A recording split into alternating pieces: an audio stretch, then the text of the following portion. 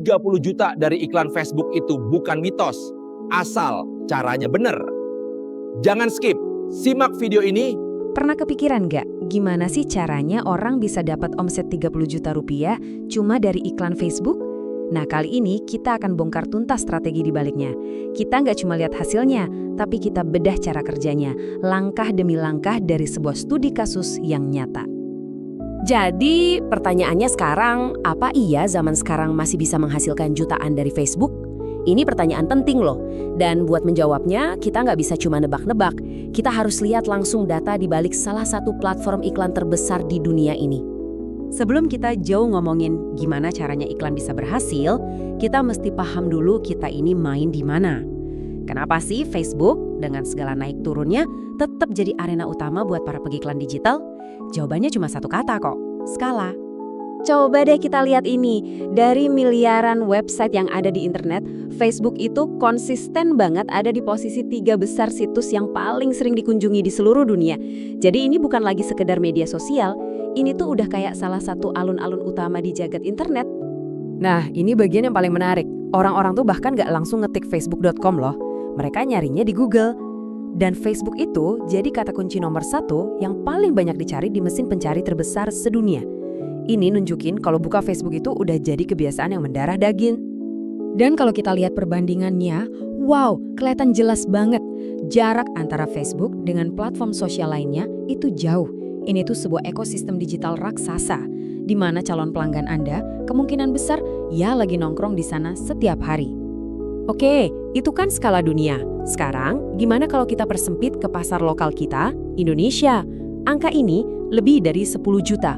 Tahu nggak ini angka apa? Ini jumlah penambahan jangkauan audiens iklan di Indonesia cuma dalam 1 kuartal terakhir. Kebayangkan pertumbuhannya?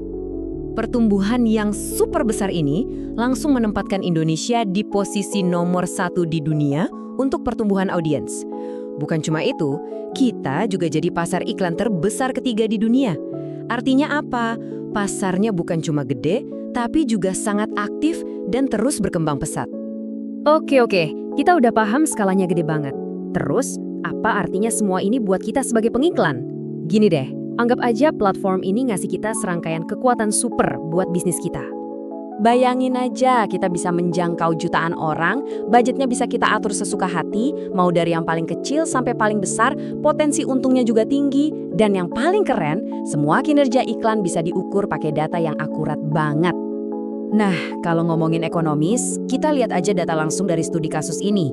Biaya untuk mendatangkan satu calon pelanggan yang udah tertarik, sampai mau chat di WhatsApp, itu cuma Rp3.000. 3.000 perak. Ini contoh efisiensi biaya yang luar biasa. Dan dengan hitungan semurah itu, kampanye ini berhasil mengubah modal iklan sebesar Rp90.000 jadi omset Rp900.000. Ini bukti nyata kalau biaya yang efisien digabungin sama strategi yang pas bisa menghasilkan keuntungan yang berkali-kali lipat.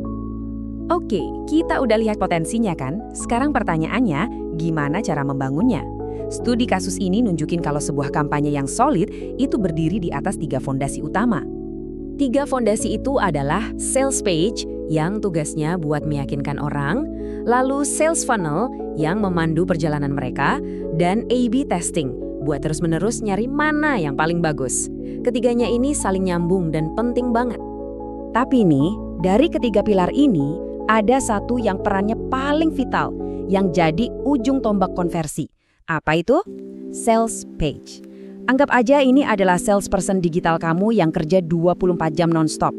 Sebagus apapun iklanmu, kalau halaman ini gagal meyakinkan, ya semua usaha bakal sia-sia. Nah, karena itu yuk kita bedah bareng-bareng anatomi dari sebuah sales page yang efektif. Kita akan lihat satu persatu komponen kunci apa aja yang wajib ada buat mengubah pengunjung biasa jadi pembeli.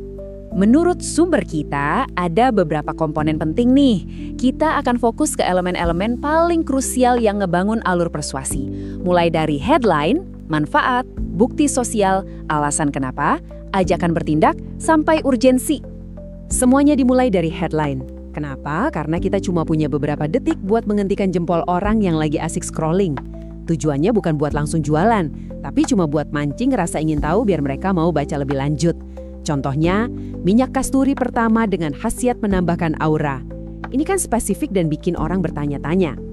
Begitu perhatian mereka berhasil kita tangkap, langsung jelaskan manfaatnya. Kuncinya di sini adalah orang itu nggak beli produk, mereka beli hasil atau transformasi. Jadi jangan cuma tulis parfum dengan aroma tahan lama, tapi jelaskan meningkatkan kepercayaan diri saat bertemu orang.